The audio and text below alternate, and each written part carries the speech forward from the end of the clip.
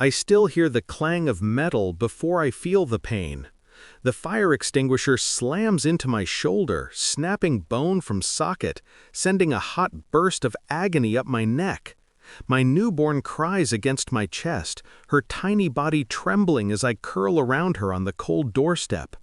My mother's voice cuts through me, sharp, familiar, merciless. "You don't live here anymore." I taste blood. My father's shadow blocks the sun. "This house is ours now. Get lost." My sister laughs from inside. "Some widows just don't deserve nice things."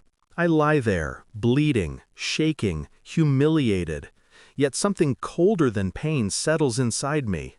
I look down at my daughter's face. All I feel is fear. Not of them, of what I might become. Back then, before all this, I never imagined my parents could hurt me like this. Not when I was a girl clinging to my mother's sari, believing the warmth in her arms hid no knives. Not when I trusted my father's proud smile during graduation photos. Even my sister, snarky, selfish, but never truly cruel. Or so I thought. Then I met Adam. Quiet smile, gentle hands, the first person who ever looked at me like I wasn't a disappointment. He called me brave for dreaming of a life beyond my parents' control. He held me like the world wasn't collapsing under me. For a while, life made sense. The first sign. Death steals more than people. It exposes the living. When Adam's accident took him, my grief had barely settled when the lawyer placed the deed to the $5 million estate in my shaking hands. My parents were there. My mother's eyes didn't focus on my tears, only on the numbers. Her hand lingered on the deed too long. A small thing. But I felt something shift, like the ground beneath us cracked, and she decided she deserved the world waiting under it. Then came the helpful suggestions. "You can't live alone while pregnant. You're not responsible enough for a house this size. You should sign temporary power of attorney, just for now." I smiled, I nodded, I signed nothing. But I watched, quietly.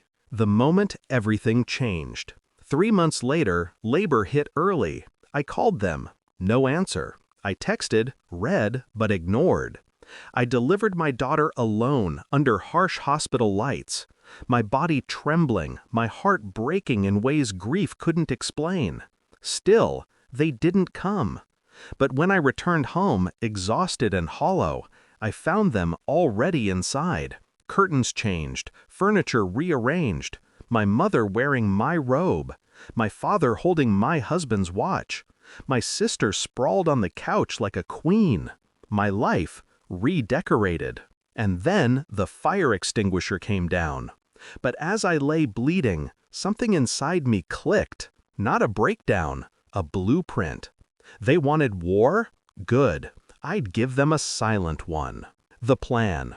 First rule of revenge, never strike back while they can still hit you. So I left, cradling my daughter, cradling my rage. I got my shoulder set at the hospital. Then I asked for a social worker. Then a lawyer. Then a detective. I didn't cry, not once. I gave them everything. Photos of bruises, hospital reports, the baby's medical file, recorded threats from years past that I had ignored because family is family. My lawyer's eyebrows shot up when I described the house takeover. "What exactly do you want?" she asked. "Justice," I said.